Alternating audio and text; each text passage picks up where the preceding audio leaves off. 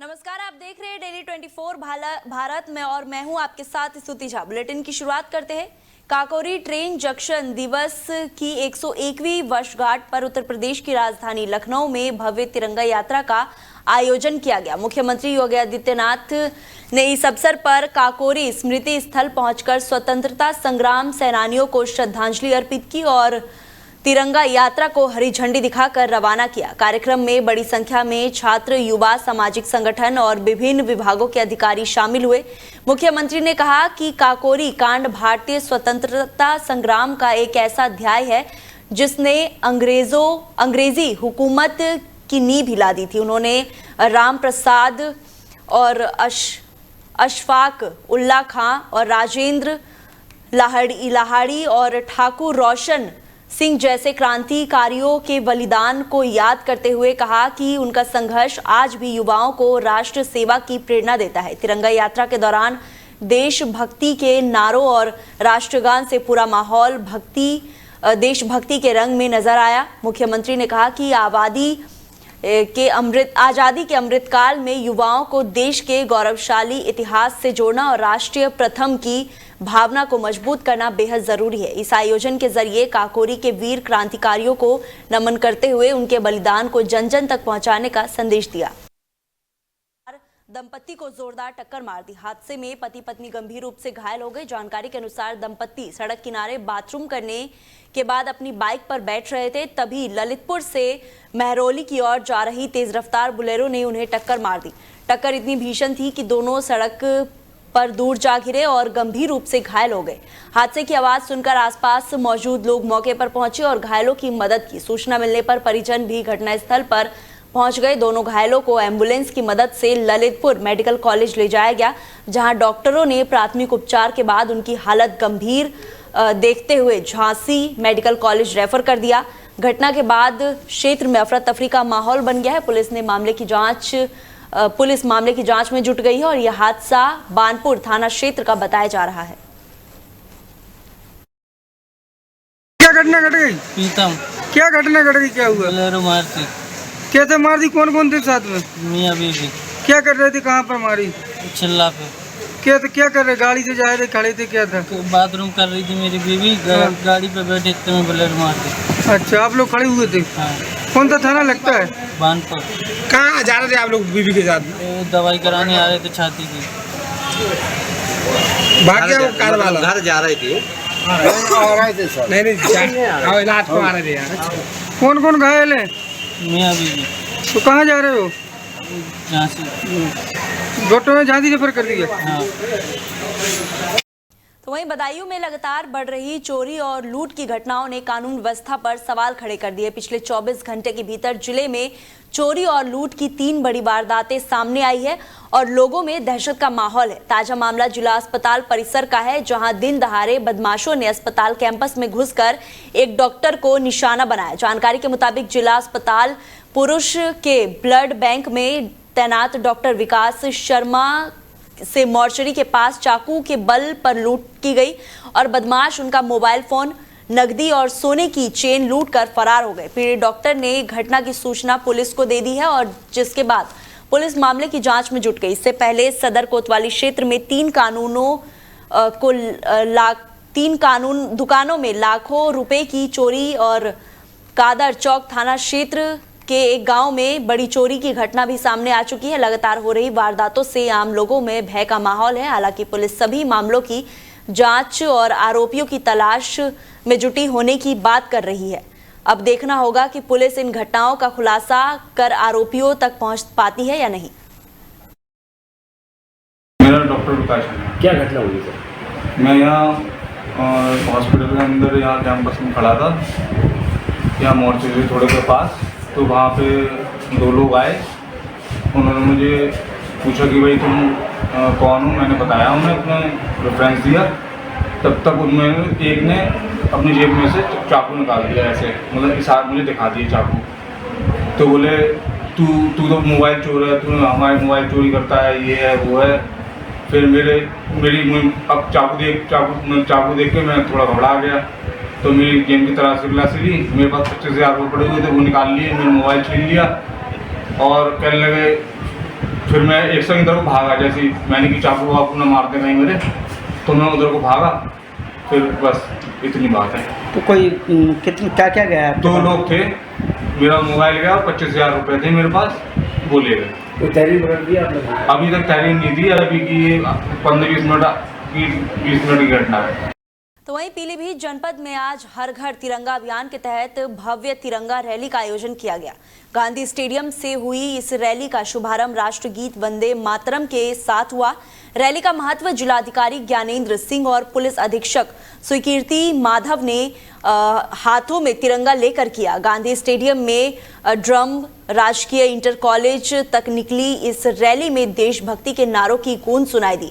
Rally में विभिन्न स्कूलों और कॉलेजों के छात्र छात्राएं और एनसीसी कैडेट, शिक्षक, पुलिसकर्मी और प्रशासनिक अधिकारी बड़ी संख्या में शामिल हुए और समापन समारोह को संबोधित करते हुए जिलाधिकारी ने कहा कि हर घर तिरंगा अभियान राष्ट्रभक्ति और राष्ट्रीय गौरव की भावना को मजबूत करने का माध्यम है। उन्होंने जनपद वासियों से अपने घरों, प्रतिष्ठानों और कार्यालयों पर तिरंगा फहराने की अपील की है। वहीं पुलिस अधीक्षक स्वीकृति माधव ने युवाओं की भागीदारी की सराहना करते हुए कहा कि ये रैली देश के प्रति समर्पण और सम्मान का प्रतीक है। कार्यक्रम में प्रशासनिक अधिकारियों, शिक्षकों और विद्यार्थियों ने उत्साहपूर्वक भाग लेकर अभियान को सफल बनाया।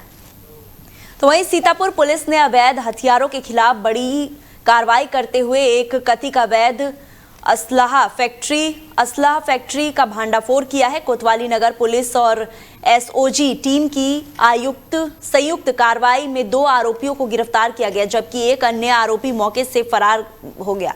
पुलिस के अनुसार 22वीं वाहिनी एनसीसी कैंप के बाहर चेकिंग के दौरान एक संदिग्ध बाइक सवार को पकड़ा गया और तलाशी के दौरान उसके पास से 315 बोर के 3 तमंचे और मोबाइल फोन बरामद हुआ।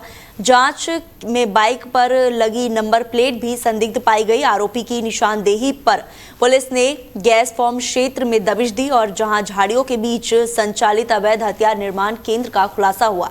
मौके से तमंचे, कारतूस, हथियार बनाने में इस्तेमाल होने वाले कई उपकरण बरामद किए गए। पुलिस का दावा है कि गिरफ्तार आरोपी इमरान उर्फ कालिया और निसार तांबोर थाने के हिस्ट्री शीटर हैं और उनके खिलाफ पहले से कई आपराधिक मुकदमे दर्ज है। फिलहाल पुलिस ने दोनों आरोपियों के खिलाफ आर्म्स एक्ट और अन्य धाराओं में मुकदमा दर्ज कर कार्रवाई शुरू कर दी है। वहीं फरार आरोपी की तलाश में पुलिस टीमों को लगाया गया है और पुलिस अब जांच कर रही है कि ये नेटवर्क कब से सक्रिय था और इसके तार किन किन क्षेत्रों से फैले हुए हैं।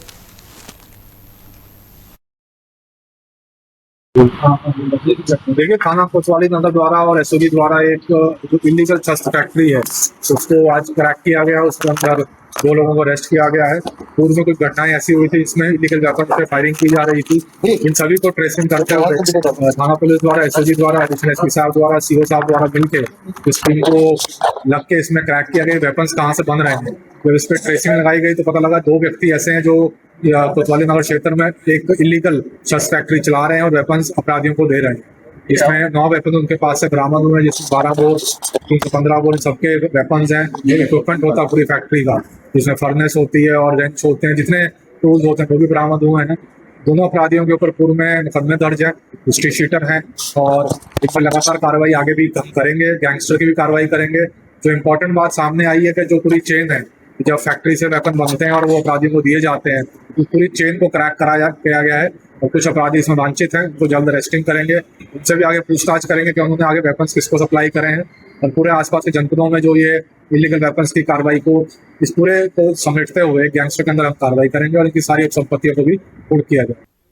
तो वहीं ललितपुर के तालबेहट क्षेत्र में नेशनल हाईवे 44 पर एक तेज रफ्तार कंटेनर अनियंत्रित होकर हादसे का शिकार हो गया और जमालपुर गांव के पास कंटेनर रेलिंग तोड़ते हुए सड़क पर पलट गया, जिससे इलाके में अफरा तफरी मच गई। हादसा इतना भीषण था कि कंटेनर के पलटते ही चालक और क्लीनर गंभीर रूप से घायल हो गया। घटना के बाद मौके पर लोगों की भीड़ भी जुट गई और पुलिस को सूचना दी गई। घायलों को तत्काल एम्बुलेंस की मदद से सामुदायिक स्वास्थ्य केंद्र तालबेहट पहुंचाया गया, जहां उसका उपचार किया जा रहा है। कंटेनर सड़क पर पलटने के कारण नेशनल हाईवे पर यातायात कई घंटों तक प्रभावित रहा। तो वहीं अमेठी जिले के संग्रामपुर ब्लॉक मुख्यालय के समीप स्थित पौराणिक और आस्था के केंद्र काली धाम परिसर में समाजवादी पार्टी का विशाल जन संवाद सम्मेलन आयोजित किया गया। कार्यक्रम सपा नेत्री एवं महिला जिलाध्यक्ष गुंजन सिंह की देखरेख में संपन्न हुआ, जिसमें बड़ी संख्या में कार्यकर्ताओं और स्थानीय लोगों ने भाग लिया। सम्मेलन के मुख्य अतिथि सपा जिलाध्यक्ष राम उदित यादव रहे। कार्यक्रम के दौरान किसानों, मजदूरों, युवाओं, महिलाओं और वंचित वर्गों के से जुड़े मुद्दों पर विस्तार से चर्चा की गई। सपा नेताओं ने महंगाई, बेरोजगारी और भ्रष्टाचार जैसे मुद्दों को लेकर सरकार पर निशाना साधा। अमेठी जिले के सरैया मोहन भीमी गांव में एक बुजुर्ग विधवा महिला ने बारिश के दौरान मकान गिर जाने के बाद विकास खंड अधिकारी को पत्र लिखकर आवास और शौचालय की मांग की। पीड़ित महिला का आरोप है कि पति की मृत्यु के लगभग 12 वर्ष बीत जाने के बावजूद उसे आज तक किसी भी सरकारी योजना का लाभ नहीं मिल सका। महिला का कहना है कि उसके परिवार में कोई ऐसा सदस्य नहीं है जो सरकारी दफ्तरों के चक्कर लगाकर योजनाओं का लाभ दिला सके। इसी वजह से वो अब तक प्रधानमंत्री आवास योजना, शौचालय जैसी मूलभूत सुविधाओं से वंचित है।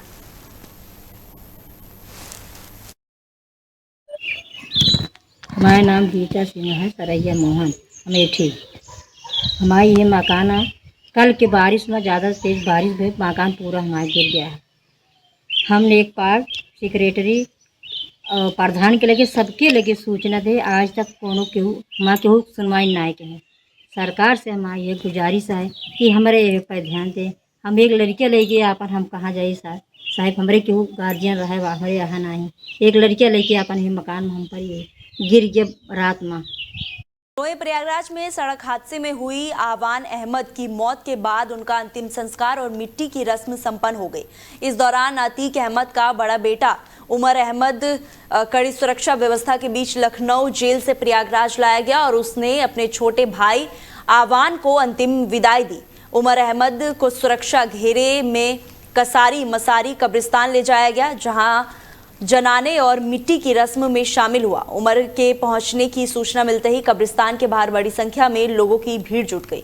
तो वहीं बलरामपुर दौरे पर पहुंचे उत्तर प्रदेश के उप मुख्यमंत्री एवं स्वास्थ्य मंत्री ब्रजेश पाठक ने जिला अस्पताल का निरीक्षण कर स्वास्थ्य सेवाओं का जायजा लिया। इस दौरान उन्होंने मरीजों के साथ संवाद कर अस्पताल में मिल रही सुविधाओं की जानकारी ली। ऑपरेशन के नाम पर मरीजों से अवैध वसूली की शिकायतों पर सख्त रुख अपनाते हुए डिप्टी सीएम ने कहा कि यदि जांच में शिकायत सही पाई जाती है तो दोषी किसी भी कीमत पर बख्शे नहीं जाएंगे। उन्होंने अस्पताल प्रशासन को साफ सफाई और दवा उपलब्धता और बेहतर स्वास्थ्य सेवाएं सुनिश्चित कराने के निर्देश दिए। खिड़की चेंज करना है और जिला अस्पताल से लेकर सभी अस्पतालों में जो पुरानी गाड़ियां या पुराना स्क्रैप है उसे तत्काल निष्प्रयोज घोषित करके अस्पताल को साफ सुथरा रखें।